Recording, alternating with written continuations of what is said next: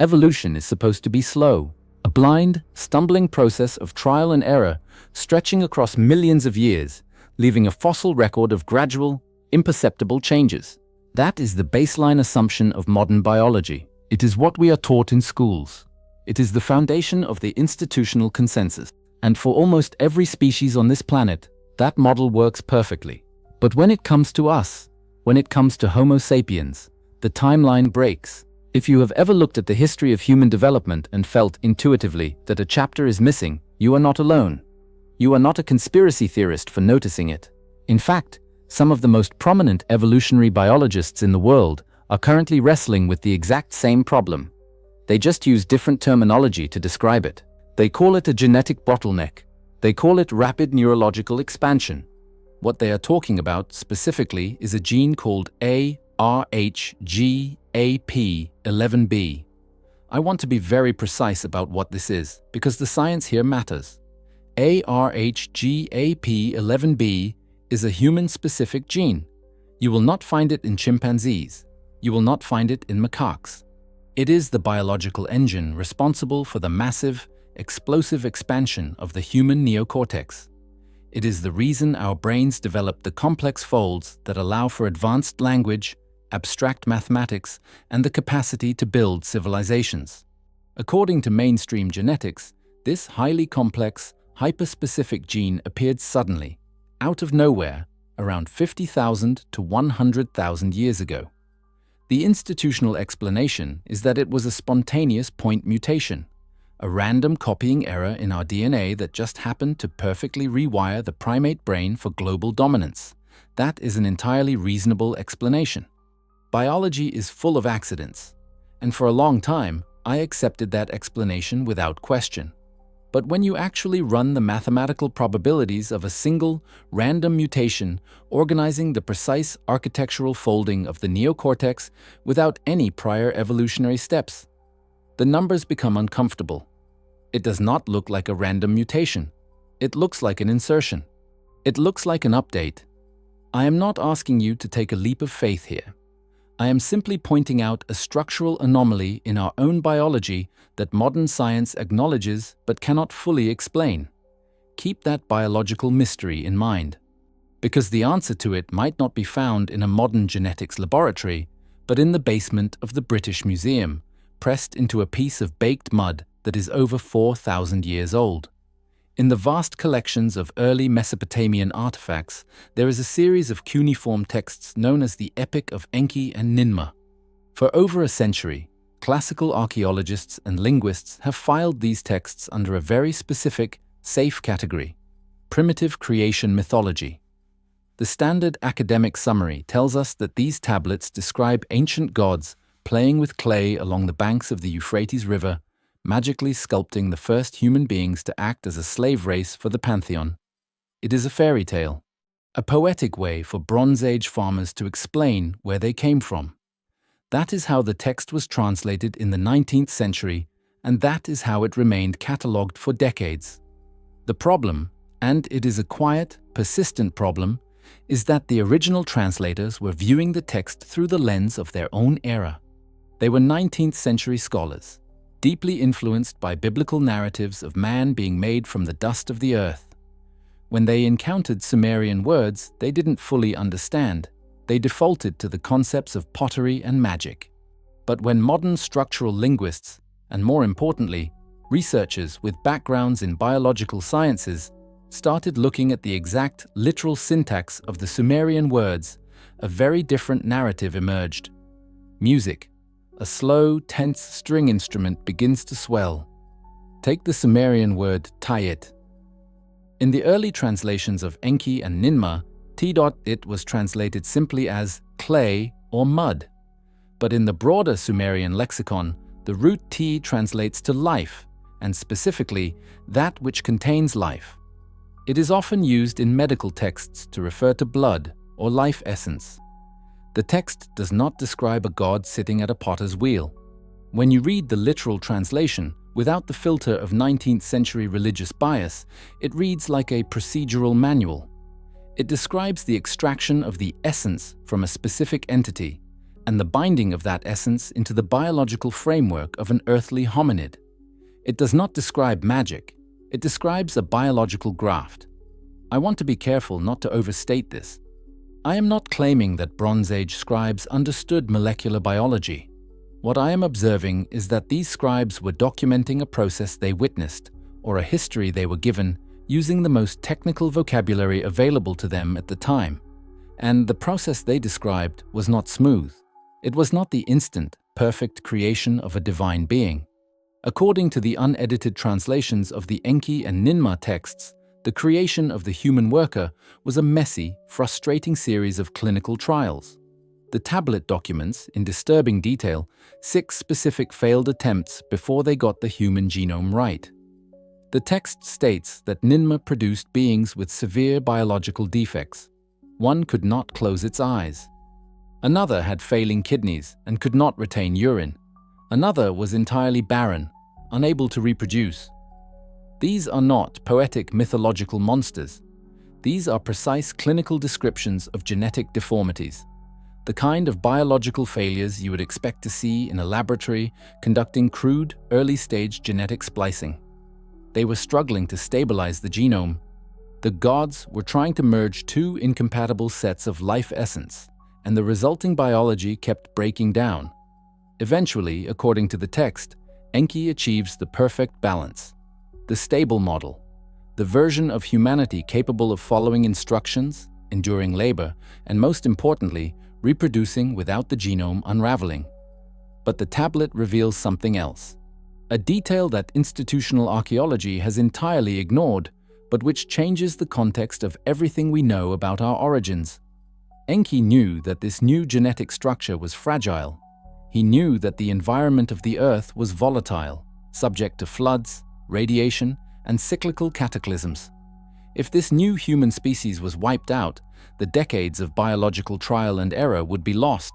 So, before releasing the stable human population to the surface, the text says, Enki established a secure location, a sealed environment deep within the bedrock, where the pure, uncorrupted essence, the original biological template, could be stored away from the sun. He didn't just create humanity, he created a backup drive, a genetic vault. And the terrifying part is not just that this 4,000-year-old tablet describes a DNA vault. The terrifying part is that the text tells us exactly where they buried it. When classical historians read the Sumerian texts, they encounter a word that appears over and over again in relation to Enki and his creations, the Abzu. If you open a standard textbook on Mesopotamian mythology, you will find a very consistent, very unimaginative definition for this word. The academic consensus translates the Abzu as a magical, primeval ocean of fresh water located beneath the earth, a spiritual realm where the gods of wisdom resided. It is treated as a metaphor, a spiritual concept representing the source of life, much like the Greek underworld or the Norse tree of life. But when you strip away the mythological assumptions and look strictly at the operational descriptions of the Abzu in the cuneiform tablets, the metaphor collapses. The texts do not describe a sprawling mystical ocean. They describe a finite, constructed environment, a physical facility with walls, doors, and specialized equipment. The Sumerians described the Abzu as being built, not discovered. It had a foundation. It had an architecture. In the text known as Enki's Journey to Nippur, the scribe painstakingly details the construction of this underground domain. The walls were lined with silver and lapis lazuli. The inner chambers contained strange, specific objects, vessels that constantly turned, vats where the waters were purified, and sealed rooms where the physical tablets of technological and biological data were kept under heavy guard. If you read these descriptions not as a priest interpreting a holy text, but as an engineer analyzing a structural blueprint, the Abzu stops looking like a magical ocean and starts looking exactly like a subterranean laboratory. Consider the materials. The extensive use of silver lining the walls and the vessels is treated by historians as a symbol of divine wealth. But in applied chemistry and medicine, silver has a very different primary function. It is a natural antimicrobial agent. It destroys bacteria and prevents biological contamination. Modern hospitals use silver-infused materials to maintain sterile environments. If you were attempting to build a secure biological facility to conduct genetic splicing and preserve pure DNA templates, Lining the operational chambers with silver is exactly what you would do to prevent contamination of the samples. Then there are the spinning vessels. The texts describe Enki and Ninmah working with the clay of the Abzu, taking the essence, the blood, and placing it into vats that were designed to whirl or spin constantly to separate the pure elements from the impure. For a Bronze Age scribe who had never seen a centrifuge, describing a machine that spins biological liquids at high speeds to separate cellular components would sound exactly like a whirling vat of purification. The scribes were not inventing fairy tales.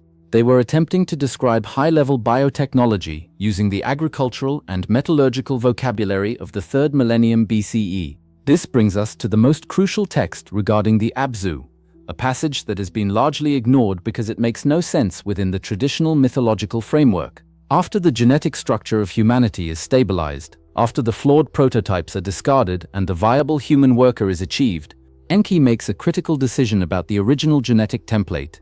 The original Sumerian text reads, and I quote the literal translation here, "He gathered the pure essence, the unmixed seed from which the black-headed people were drawn. Into the deep Abzu he carried it, into the chamber of silver where the sun cannot reach. He sealed the door with the heavy stone, placing the protective serpents at the threshold, so that if the breath of the sky turns to fire, the root of the blood will remain unbroken." That is not a poem, that is a clinical protocol for data preservation. The question that should bother any logical mind is why underground? If these entities were gods, if they possessed the technology to manipulate genomes and engineer a workforce, why hide the biological backup deep inside the Earth's crust? The answer requires us to look at the Earth the way a planetary scientist does, rather than a historian. Our planet is essentially a fragile terrarium exposed to a highly hostile cosmic environment. The surface of the Earth is constantly subjected to solar radiation, cosmic rays, magnetic pole shifts, and cyclical asteroid impacts. Over a long enough timeline, the surface of this planet is completely reset by catastrophic events. If you want to preserve a fragile biological template, a genetic sequence that took you immense time and resources to stabilize, the absolute worst place you could leave it is on the surface. DNA degrades when exposed to radiation and temperature fluctuations.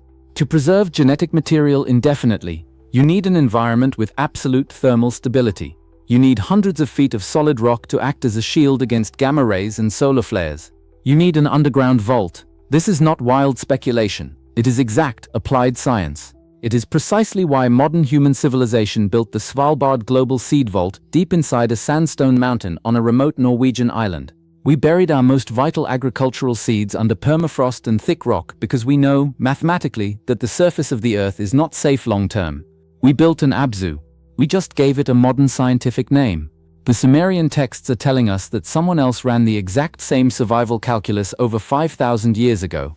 They realized the human workforce they deployed on the surface was vulnerable. A massive solar flare, a comet impact, or a severe climate shift could wipe out the entire biological investment. They needed an insurance policy, a secure subterranean vault where the uncorrupted human genome, the pure essence, could survive anything the cosmos threw at the planet. And according to the tablets, they built it, they sealed it, and they never came back for it. The institutional silence surrounding this specific translation is profound. Academia is comfortable discussing the Abzu as long as it remains firmly in the realm of mythology. But the moment you apply geographical and geological analysis to the texts, the atmosphere in academic circles becomes deeply defensive, because the Sumerian scribes did not just say the vault was underground, they were meticulous record keepers. They documented trade routes, military campaigns, and property lines with obsessive precision. And when they documented the location of the sealed Abzu, they did not place it in a mystical, unreachable dimension. They gave specific physical landmarks. They recorded the exact direction of travel from the ancient city of Eridu. They noted the specific geological formations surrounding the entrance, the type of stone that hid the door, and the ancient riverbed that once flowed past it. They left us a map, and when you overlay that ancient map onto the modern topography of the Middle East, it points directly to a heavily militarized, geologically anomalous region that modern archaeologists are strictly forbidden from exploring. The ancient city of Eridu is located in what is now southern Iraq. According to the Sumerian king list, it was the first city established on Earth, the place where kingship descended from heaven. It was Enki's city. When the tablet describes the journey to the hidden Abzu, the genetic vault, it uses Eridu as the starting point. The text instructs the reader to travel 7 days' march toward the high country, to the mountain where the cedar darkens the rock, and to seek the place where the river swallows itself. In the ancient world, a standard day's march for a military or merchant caravan was approximately 15 to 20 miles. If you trace a radius of 140 miles north and east from the ruins of Eridu, moving toward the high country where cedar trees naturally grow, you are led directly into the foothills of the Zagros Mountains. The Zagros Range forms a massive, impenetrable natural border stretching between modern-day Iraq and Iran. From a purely geological standpoint, it is the perfect location to build a subterranean containment facility. The mountains are a fold and thrust belt, meaning the tectonic plates crashed together millions of years ago, pushing massive slabs of limestone upward and creating incredibly deep, structurally stable cave networks beneath the surface. It is a landscape designed by nature to hide things. The text specifies the place where the river swallows itself. Hydrologists know this region is famous for its karst topography. It is filled with blind valleys where surface rivers suddenly vanish into sinkholes, plunging deep into the subterranean limestone networks. The Sumerians were describing a specific, observable geological feature, an underground river system. Archaeologists already know these mountains hold ancient human secrets. The famous Shanidar Cave, located in the Zagros Range, yielded some of the most significant Neanderthal remains ever discovered, proving that early hominids used these specific cave systems for tens of thousands of years. But the Sumerian tablet is not talking about a shallow surface cave used for shelter. It is describing a facility engineered deep within the bedrock, far below the reach of sunlight and cosmic radiation. In the 1970s and early 1980s, before this region became entirely consumed by geopolitical conflict, multinational energy companies and military intelligence agencies conducted extensive aerial and geological surveys of the Zagros Basin. They were mapping oil reserves and monitoring Cold War borders. They used ground-penetrating radar and early satellite remote sensing technology, including the declassified Corona satellite program, to look beneath the crust. What they found in specific sectors of the Zagros foothills were anomalies that could not be explained by natural limestone dissolution. Radar pulses returned echoes from massive geometric voids deep underground. These were not the jagged, irregular shapes of natural caverns.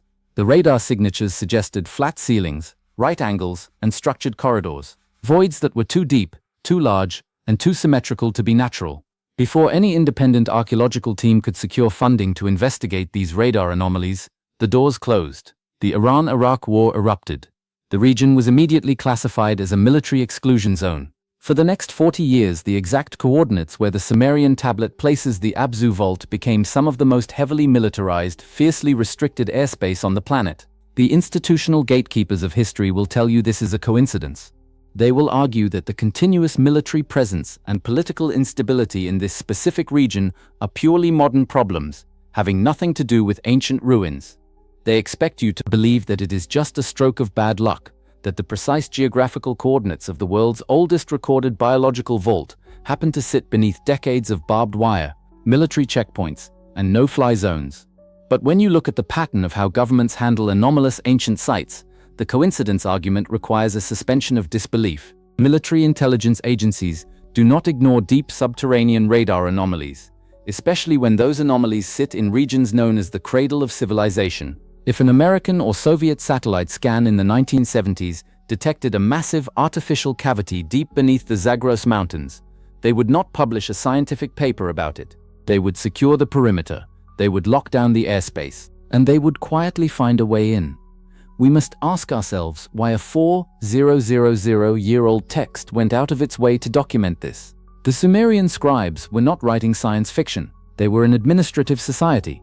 They recorded grain yields, planetary orbits, and royal decrees. When they carved the instructions to the Abzu into clay, they were preserving an operational protocol. They were leaving a marker for future generations, explicitly stating that a backup of the original, uncorrupted human genome was left behind in the dark. Think about the biological reality of our species today. We are currently facing unprecedented genetic degradation. Microplastics are in our bloodstream. Environmental toxins are altering our hormonal baseline. We are heavily irradiated by modern technology and a weakening magnetic field.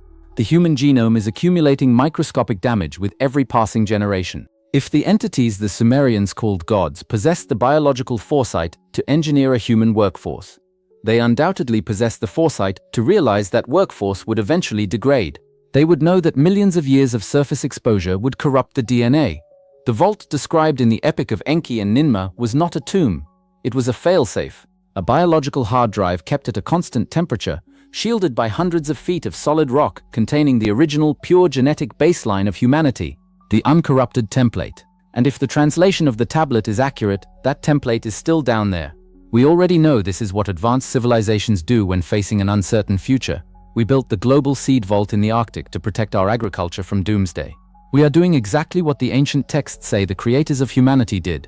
The only difference is that our vault contains the seeds of plants, and their vault contains the seeds of us. The tablet is still sitting in the museum archives, dismissed as a myth by people who refuse to look at the geological and biological evidence.